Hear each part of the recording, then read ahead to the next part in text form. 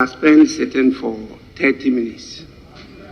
And please, will you shut up?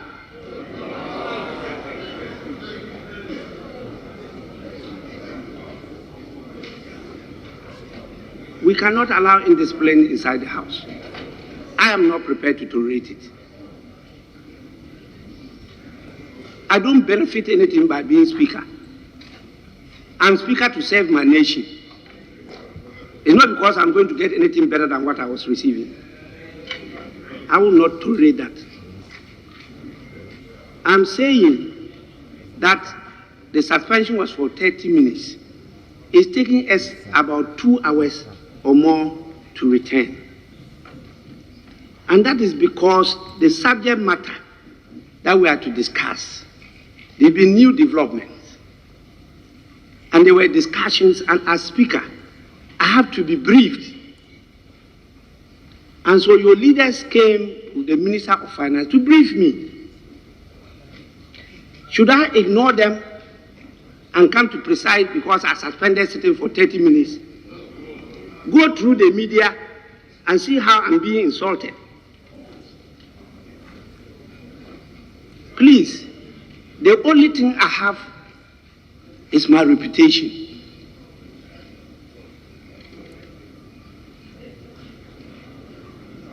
I apologize for keeping you waiting. And I will do that because there was no communication to you.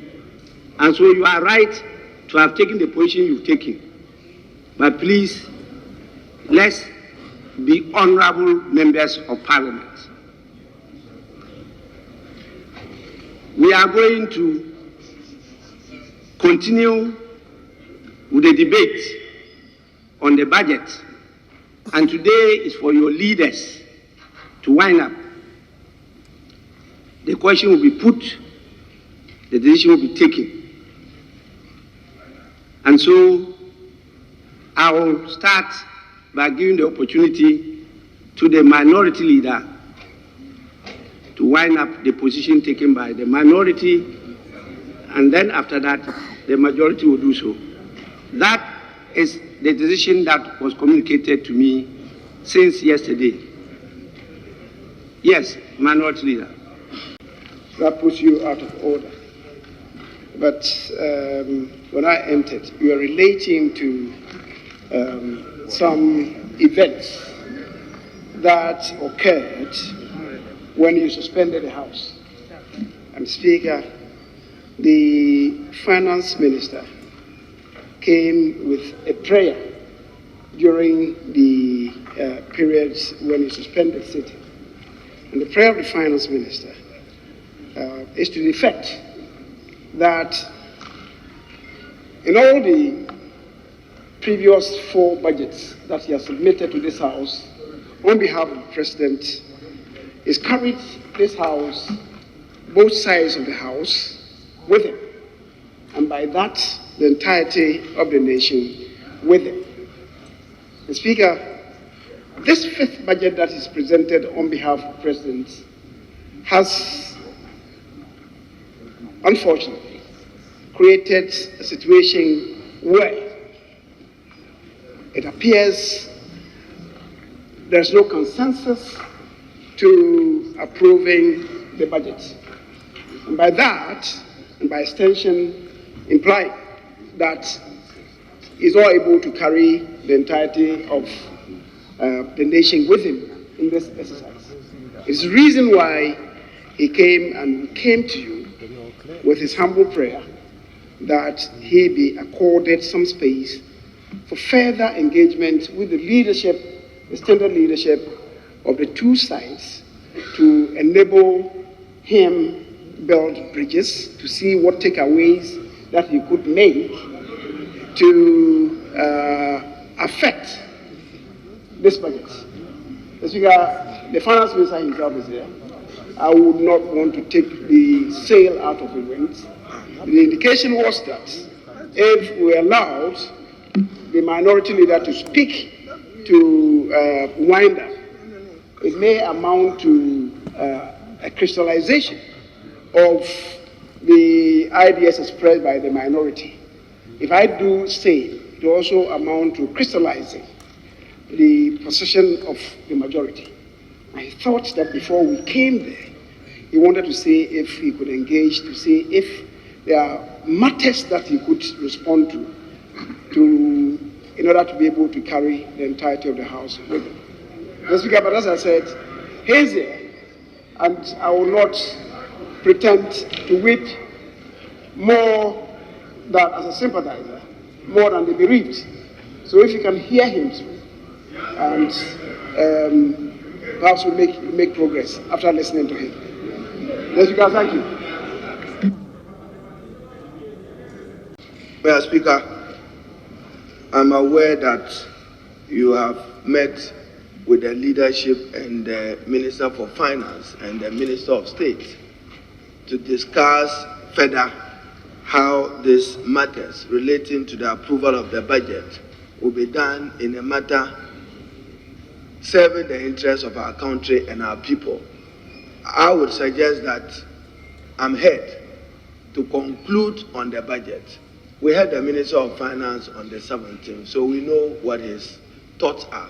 And he laid a paper before us.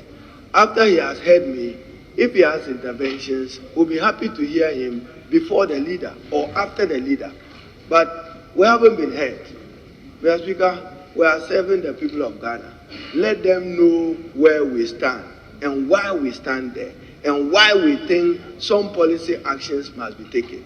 So fairly, if my colleague has no objection, he should allow me to proceed, to contribute, to conclude on it. Then after that, he or the finance minister may want to respond to the issues that are likely to be raised by us, Mr. Speaker. That is my thinking. The prayer to you was to afford him space to engage both the expanded leadership of the minority and also that of the majority. That is why I said I will get the minority leader to present his side of the House, the position they've taken. I'll give the minister the opportunity to say a few words before you come in. I think it's important that we hear the minority before we hear the Minister for Finance, because the Minister of Finance presented the statement. We've all heard it. The nation has heard it. Let's finish with the response from the minority, then we come back. If the minister has something to add or take away, he will now tell us. I'll give you the opportunity to conclude the debate, and then we can put the question. The occasion that I was making to you. The minister, by his prayer, is beseeching you to afford him space to engage both sides of the House before the minority leader. Mr. Speaker, my little worry is, anytime my colleagues speak, we listen to them in silence. But they have no patience to listen to some of us. And that is not good enough. It's not helping our democracy. Look, you speak, you expect the majority to listen to you in silence. But you never have the patience to listen to the majority. How do you want to build parliamentary democracy? Or is it the case that you come with a steely determination, this opposition will not listen to anybody? Is that the case? That cannot be good for us. So, Mr. Speaker, I was saying that his appeal to you is to afford this space to engage further. Because if, upon meeting the leadership, he has to maybe amend certain portions of his presentation, it will render obtuse what the minority leader wants to put before this House. And that is why I said, if it's possible, but if it's not possible at this stage and you want to listen to the minority leader, and before you listen to the prayer of the minister, it will mean that I will have to hold my own concluding remarks in abeyance for him to do the engagement before, after that, I come to do and the sequence will not flow. That's the reason why I was coming back with this appeal. I think the chronology of events then will be better. Instead of listening to the majority leader, the minority leader, and then affording him space to put in his own prayer, to grant the prayer, he does the consultations, and then after we come back, then I come to stage my own question. Because look at the sequence will not really flow. And that is why I'm coming back. But we are majority leader of the minority. And we've also listened to individual members of the majority. The leaders are now going to articulate the positions taken by the various groups. So what the minority leader is now going to state will be the position of the minority. And so we would have heard the minority's response to the statement of the Minister for Finance. Then he can bring his prayer.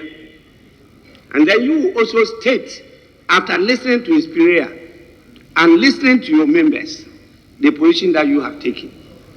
My work is very simple. I put the question, and then we vote. And so, minority leader, you have the opportunity now to put before the House and the country the position of the minority. Conclude, Mr. Speaker, with those highlights that e-levy 6.7 billion out or added to your fiscal deficit. You can proceed with the other policy principles of the budget minus e-levy. Improve the construction of the paragraph on Ejapa. Improve the construction of the paragraph on fees and charges, limiting it to your mandate as Minister of Finance and not attempt in any effort to usurp the mandate of Parliament under Article 174 of the Constitution. Fees and charges, Mr. Speaker, the Ghanaian people are suffering. Then finally, Mr. Speaker, you said you start to take over from NAPCO. It is in your paragraph. Let the opportunities benefit every other Ghanaian. The other day, the Honorable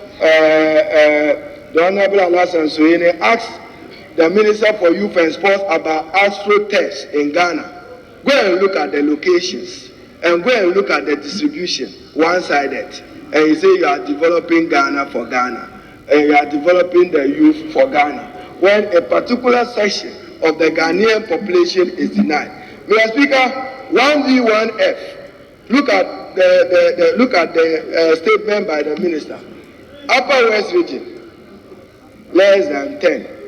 Upper East region, less than 10. Greater Accra region, 76. 1D1F. One district, one factory. There are many districts in the Upper East region, many districts in the Upper West region. Mr. Speaker, we should begin to make a careful study. Ashanti, Brohafu region. I particularly think that cashew and poultry, we should dedicate its development to the Brohafu region, as it was standard, and identify entrepreneurs in that area, encourage and support them to do it as their 1D1F, but not the distribution you are doing and concentrating them in the Greater Accra region. Mr. Speaker, in this budget statement, we are told that even though 1D1F have happened, we cannot trace how that has contributed to addressing unemployment, neither can we trace how that has contributed to growth. That is why it's welcoming when you said that there will be a tax exemption regime. So, Mr. Speaker, Parliament, Mr. Speaker, you requested for a budget of 1.7 billion. Realistically, I think that is on the high side, Mr. Speaker. But Parliament deserves to be adequately funded. And Mr. Speaker, I know your quest is to allow for 2% of GDP to go to the other co-equal organs of state. So Parliament, if your compensation is 350 million, CAPEX 350 million, goods and services 300, that gives you 1 billion, Mr. Speaker. But the Honorable Minister for Finance has only allocated 510 million for Parliament. woefully inadequate, Mr. Speaker, is part of the reason why we think that this budget should not be endorsed, and we will not shout yeah to endorse it. So, Mr. Speaker, on this don't tax momo, punishing the same known taxpayers yet again who use mobile money accounts, it is a blanket tax on everything electronic, from taxing a person who has already paid tax on his income for moving that same money from one account to the other, when there is no spending except bank charges to pay for credit. What has happened to CST? So, Mr. Speaker, we on this side, Mr. Speaker, as I told you yesterday, I intend to invoke Article 104 of the Constitution. We want to stand united, collectively, that we are against the introduction of e-levy on electronic payments and electronic transactions.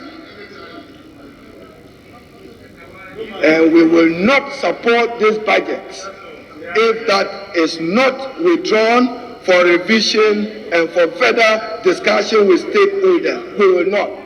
Mr. Speaker, we must be assured that the people of Keta who suffered the tidal waves, Ketu South and many other areas will be accounted for in the budget of the Ministry of Works and Housing. Mr. Speaker, on this note, I can only thank you for the opportunity to contribute to the motion and to urge my side to stand united collectively in rejecting this budget. I thank you, Mr. Speaker. Don't tax Momo! Don't tax Momo! Don't tax Momo!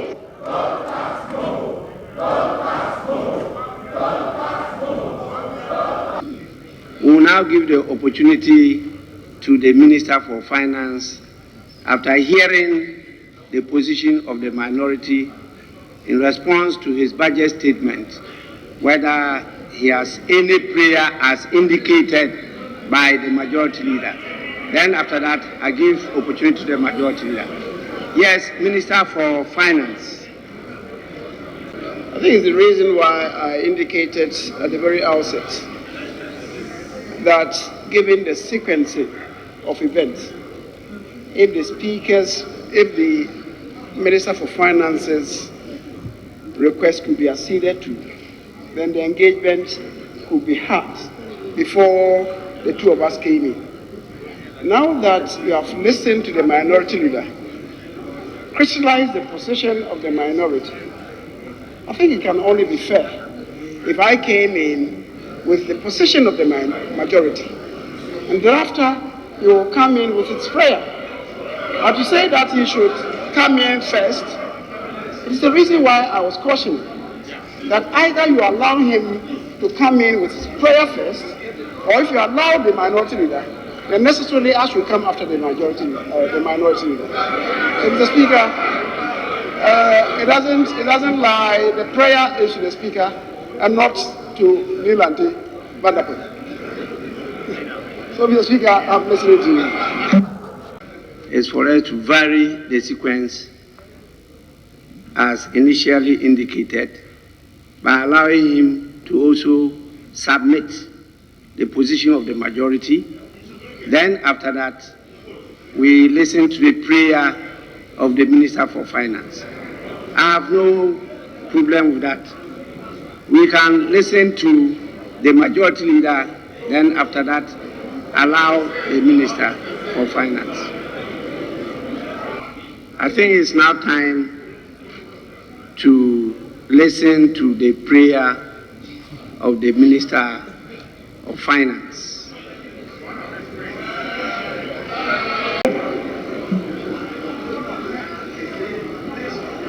Thank you very much indeed for this opportunity to be here with my prayer to you. Mr. Speaker, in listening to both the majority and the minority, it is clear that there are deep divisions in where we want to go as a nation. Mr. Speaker, in the 5 budgets that we brought for the year, we have, as a House and as a nation, been able to put a budget to the people of Ghana by consensus. And Mr. Speaker, this is very important as we look to the unity of the country. I have heard the passion with which the minority leader engaged us, and I've also listened throughout the past 10 days what have been said in the media. We've also equally heard what we, the majority, have also believed in. Mr. Speaker, we are at a crucial point in our history in which the President has proposed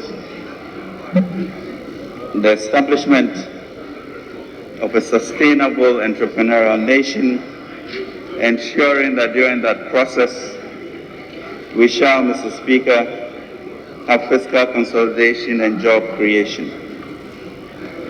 So, Mr. Speaker, there are 3 main things that we are trying to tackle: the issue of debt, the issue of employment, and the issue of infrastructure through gathering revenues. And revenues, Mr. Speaker, has been illustrated, we are way behind our peers. My prayer to you, Mr. Speaker, is to enable me to engage with the minority, extended caucus, leadership, and also with the majority before the question is put to vote. Mr. Speaker, it is important that we leave this House, this budget, the people with one language,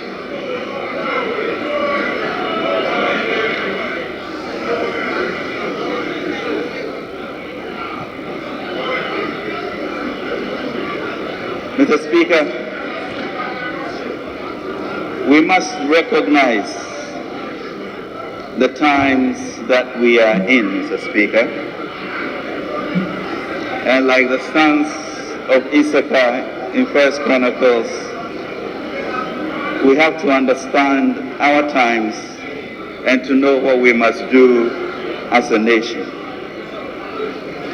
We must, Mr. Speaker, speak one language so that nothing will be restrained from us as a country.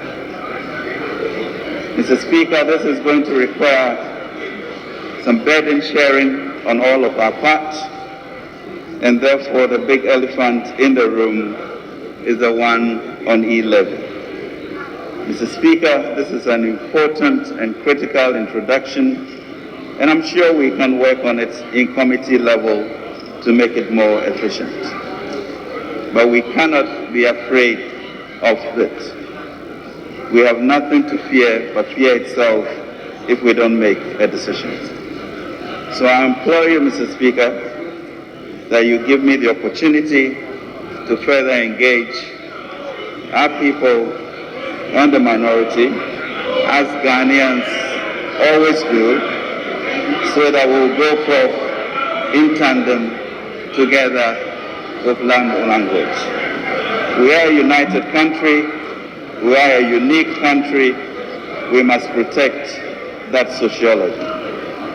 Mr. Speaker, I beg for that prayer to be agreed to.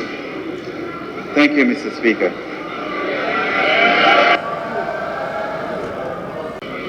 As a House, we have always put across to the executive that it is important during the process of a preparation of the budget to engage Parliament earlier. So in 2009, as the majority leader, I led the House to prepare even a draft bill so that Parliament could be engaged earlier on in the preparation of the budget. because as representatives of the people, we need to make inputs at that level and make sure that the policy priorities of the country, particularly looking at our development paradigm, are complied with. The budget is usually prepared and then thrust on Parliament about a month to the end of the year, and we are asked to process and pass it. This is the stage we have got to. After the debate, after the winding up, the minister has put across a prayer.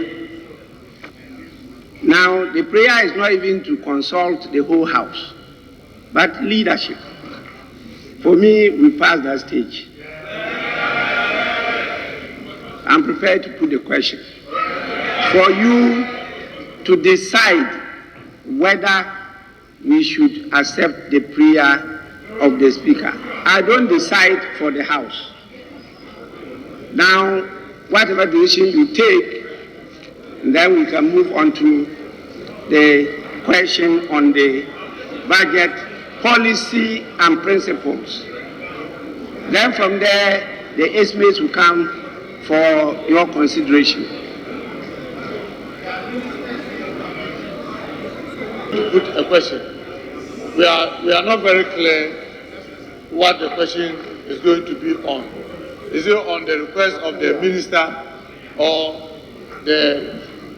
for the approval of the budget? We didn't get that clear. We'll be careful if Mr. Speaker will reiterate what the question is going to be, so that we are very clear before we respond. Thank you very much, Mr. Speaker. In favor of us granting the prayer of the minister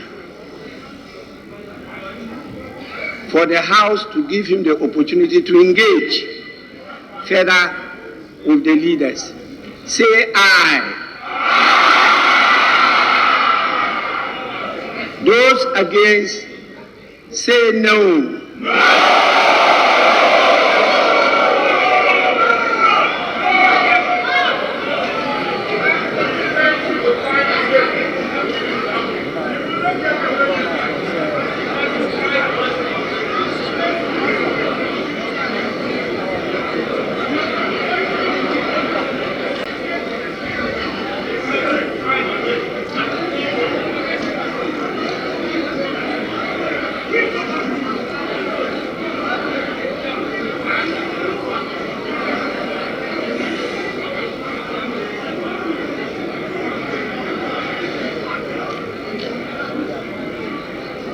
Honorable members, I think the noes have it.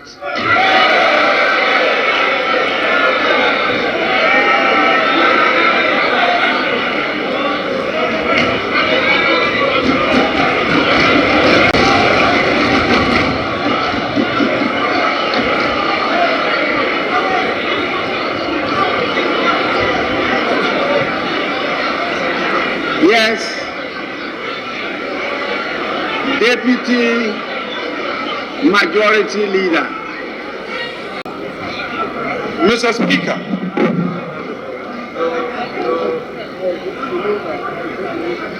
your ruling, in my opinion,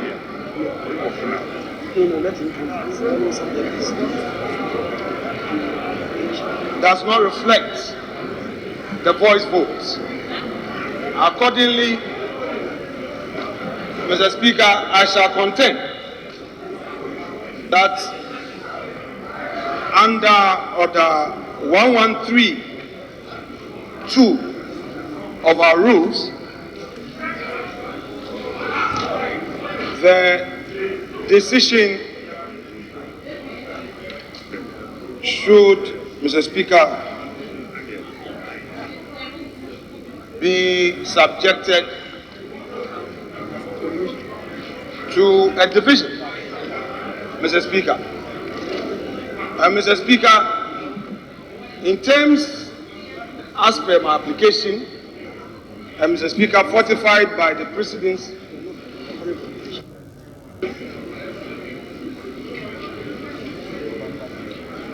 Mr. Speaker, I shall humbly pray you to consider the application in terms of the rules as relied on. I thank you, Mr. Speaker.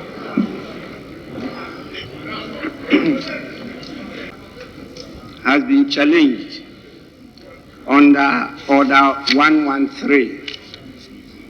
Order 1131 says, when the question has been put by Mr. Speaker at the conclusion of the debate, the votes shall be taken by voices aye and no, provided that Mr. Speaker may, in his discretion, instead of declaring the result on the voice votes, call for a head count. 2, a member may call for head count or division if the opinion of Mr. Speaker on the voice vote is challenged. So the Deputy Majority Leader is right in his submission. He has challenged my decision and he's not asked for head count. He's called for division. The procedure for division is in Order 114.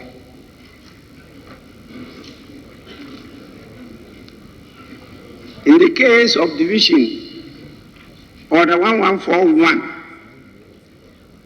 in the case of division, Mr. Speaker shall direct that the lobbies be cleared, and upon such direction being given, the division bells shall be rung for 1 minute.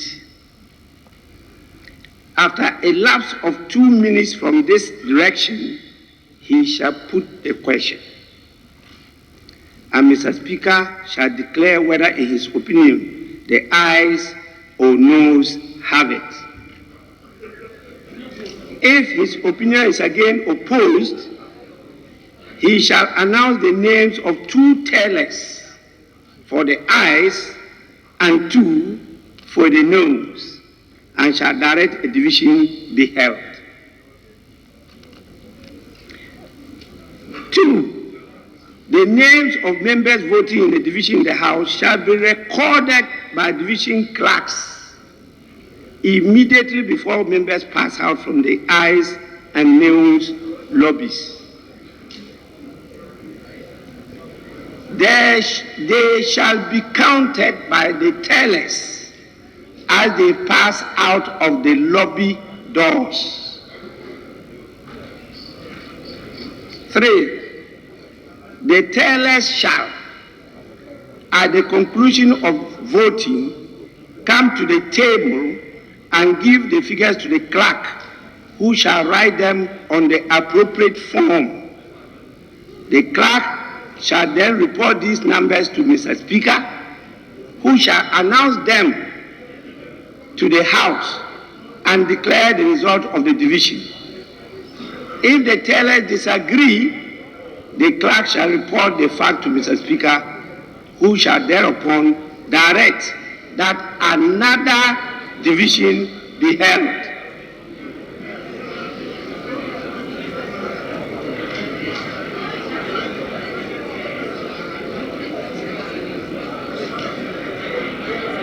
Incapacitated by some physical infirmity from passing through the lobbies shall, upon reporting their incapacity to Mr. Speaker through the clerk, be counted and recorded accordingly in the House. If a member states that he voted in error or that his vote was counted wrongly, he may, immediately after Mr. Speaker has announced the figures and before he declares the result of the division, claim to have his vote correctly recorded. 6, if the numbers in the division are equal the motion shall be considered lost.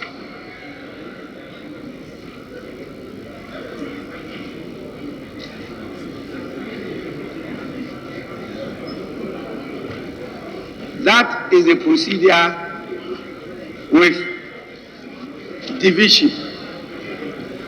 Now, this house, which is an improvised chamber, really don't have,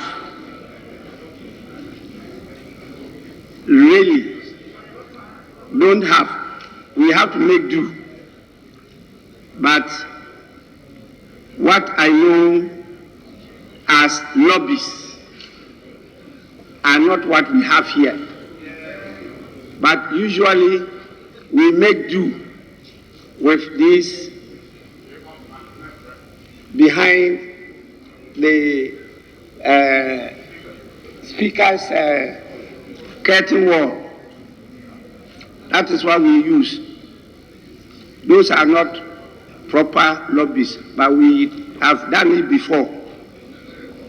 And so we will start, because you opted for a division, not a head count. That is a lengthy process, but Mr. Speaker is prepared to preside till any time. But the decision must be taken today, not any other day, today. So I direct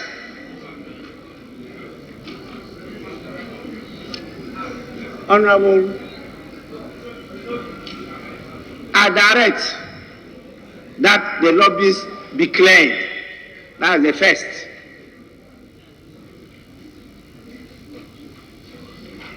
Table office, clear the lobbies.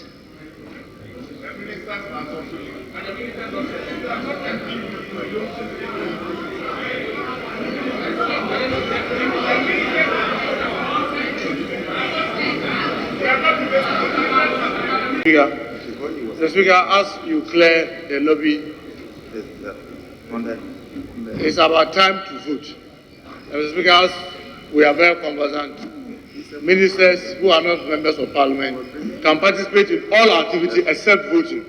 Mr. Speaker, since it's time for voting, it is only proper, because of the nose marks, it is only proper before we start. Ministers who are not members of parliament, excuse us, because we are not going into the business of voting. And I'll be grateful, Mr. Speaker, you add that directive so that they can excuse us, because at this stage we are moving into voting and they have no role to play as we start the voting. Thank you very much. Clear the lobbies. Was at that time, at this time, is only for members of parliament who can vote. It's for only members, not those who come to participate but can't vote. And so the next process after the division bells are rung is for me to put the question again, to listen to the ayes and noes. That is the process, and that is the procedure. Yes, Deputy Majority Leader. Arise in terms of Order 111 of the Constitution. Article 111 of the Constitution. Article 111 of the Constitution. It is yes. Mr. Speaker, my colleague invited you to exercise a discretion, but he didn't invoke any order in our rules book, neither did he rely on the Constitution. But I am relying on the Constitution, Mr. Speaker, in contending that the fact that ministers and deputy ministers have no voting right does not suggest in any way, Mr. Speaker, with respect, that when we are voting, they must necessarily leave the chamber. Mr. Speaker, for the avoidance of doubt, I shall read the said article I rely on in extenso and verbatim. The Vice President, Mr. Speaker, with your leave, the Vice President, a minister or deputy minister who is not a member of Parliament shall be entitled to participate in the proceedings of Parliament and shall be accorded all the privileges of a member of Parliament, except that he is not entitled to vote or to hold an office in Parliament. Mr. Speaker,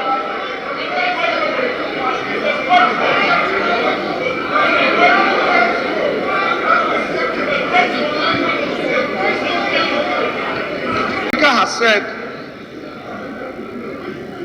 in granting my application that there's going to be division. We're going to vote. It cannot be that for the first time we trying to introduce a new precedent. Mr. Speaker, the applicant on whose behalf we are proceeding in this direction is here, unless the honorable member who invoked your discretion wants to suggest that his presence or the presence of ministers in this chamber would amount to interfering in the proceedings, or that he is also saying that because of COVID. Mr. Speaker, if it's all about COVID, then perhaps we have defied your order, because Mr. Speaker even said we could monitor proceedings from our own offices, and chairs, the seats were reduced. So, Mr. Speaker, I am saying that the presence of the ministers will not in any way affect the voting in the chamber. It will not. They are not going to participate in the voting process.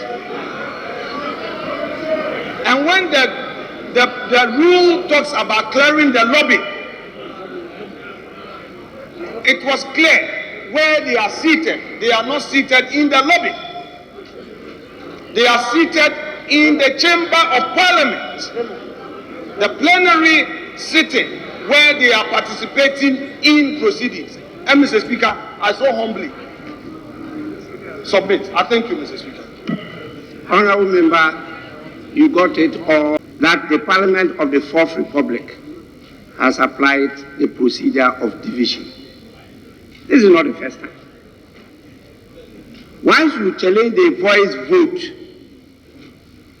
it means that what the speaker heard is different from what you heard.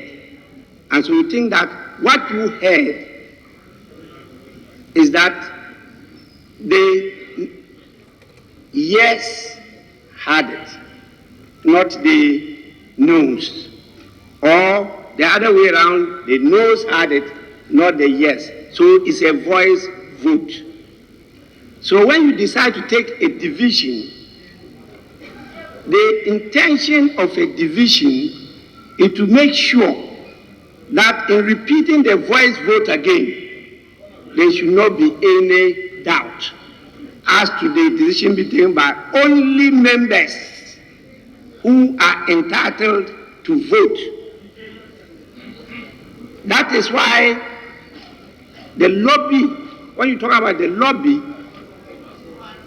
it doesn't only include strangers. It also includes those who can be part of the debate, but who cannot be part of the decision taking.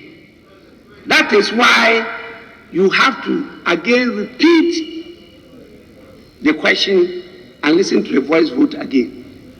If not, there will be no use to listen to the voice vote after all this elaborate procedure. So I stand by my decision. Those that are not members of Parliament, please, you are part of those who should be cleared. So So we get only members of parliament to participate in this decision. Very important.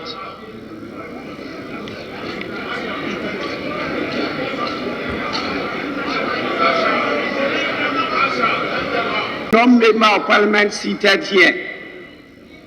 I have the power under the orders to call on the marshal to get the person out of the house.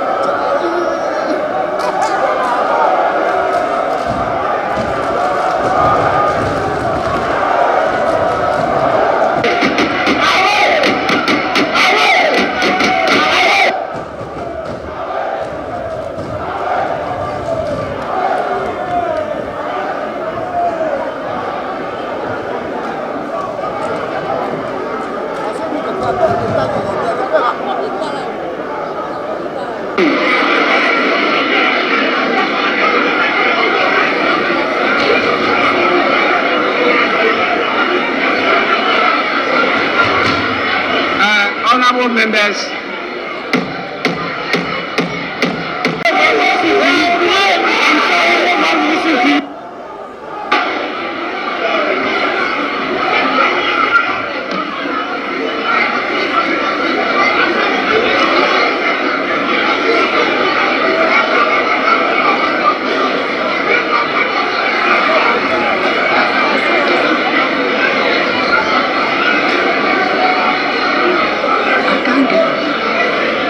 resume your seats.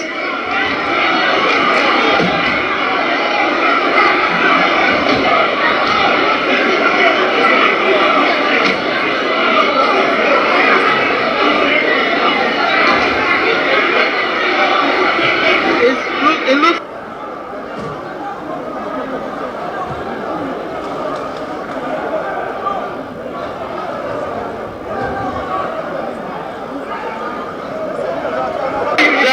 desperation.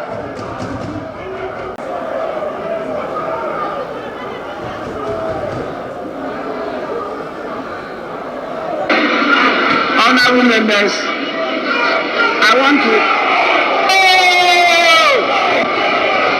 No! I said look at all of you. If it doesn't go, we are not sorry. Simple.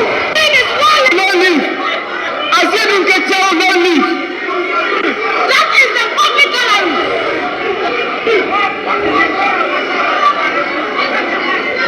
Honorable members,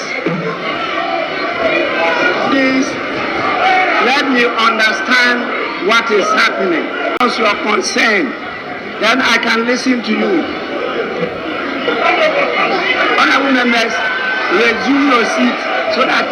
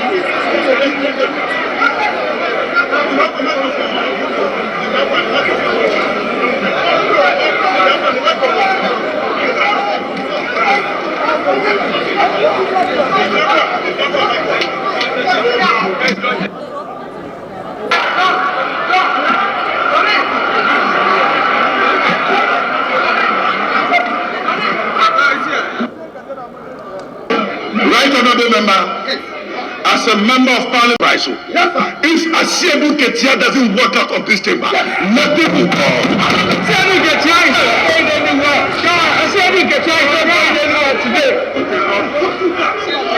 Asiedu Ketia is leave. Everybody is leave. You want to break it up. Asiedu will leave. He should leave. He must leave. You will not condone this something. What do you think you are? Nothing of what I say. Get us out of your way. Get us out.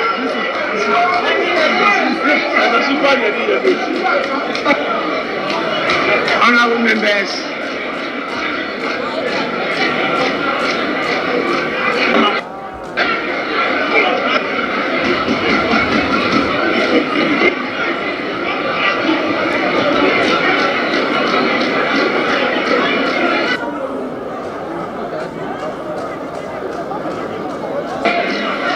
honorable members, the request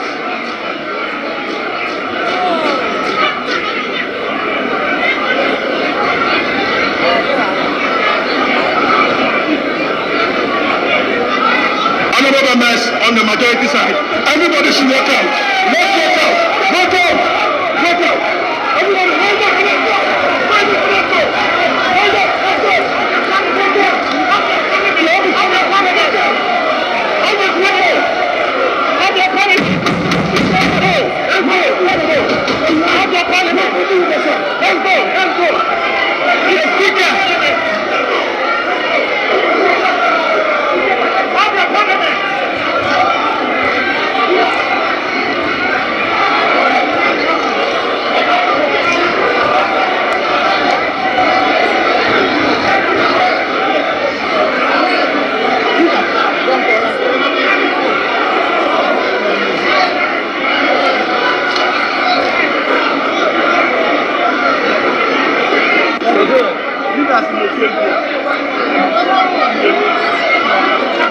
Honorable members,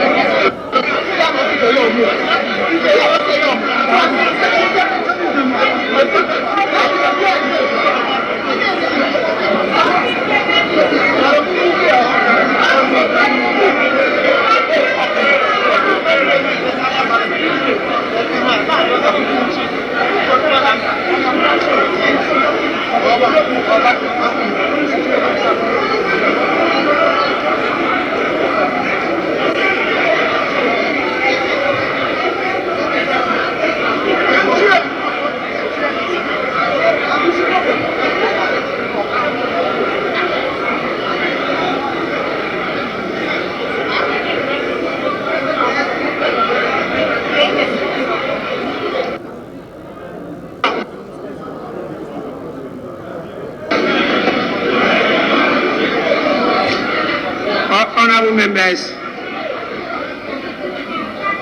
I refer you to Order 104. It says, in the case of grave disorder arising in the House, Mr. Speaker may, if he thinks it necessary to do so, adjourn the House without question put, or, honorable members,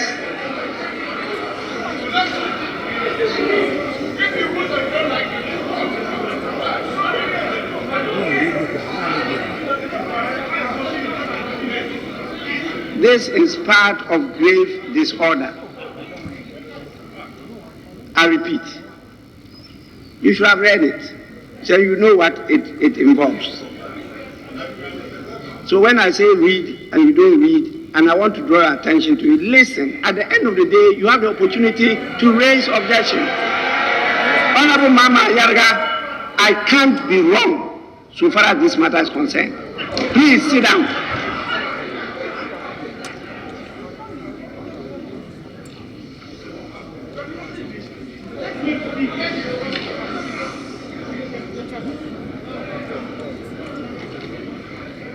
You are not undermining my authority.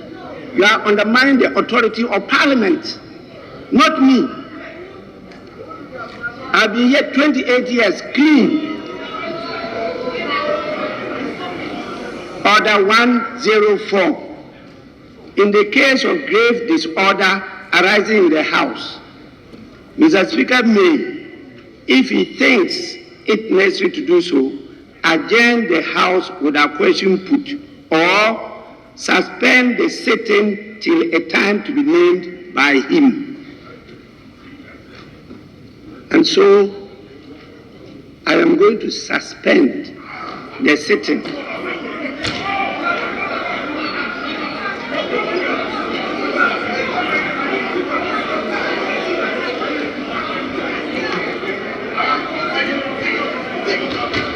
Yes.